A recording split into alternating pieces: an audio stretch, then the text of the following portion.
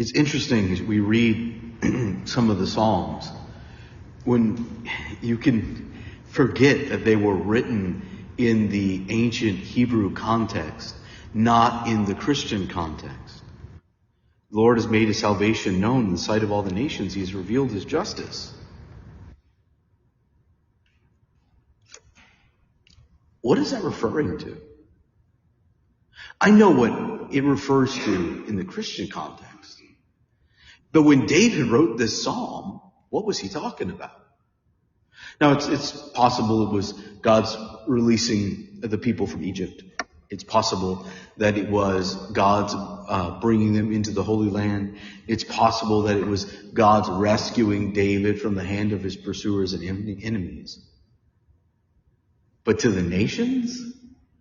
I mean, the locals, sure.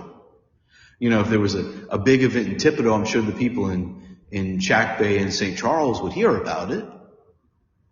But, you know, the rest of the world doesn't know the Fireman's Fair is taking place next week. Barely a quarter of Louisiana knows that.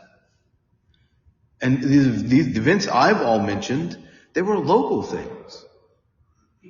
Well, of course, David, writing through the inspiration of the Holy Spirit, with the very hand of God, is referring to whatever he thinks he's referring to.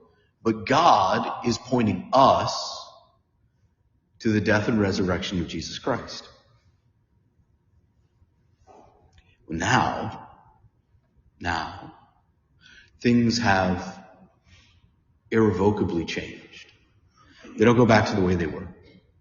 God has made his salvation known, not to a few, not to a local people, not to a chosen people, but to the whole world.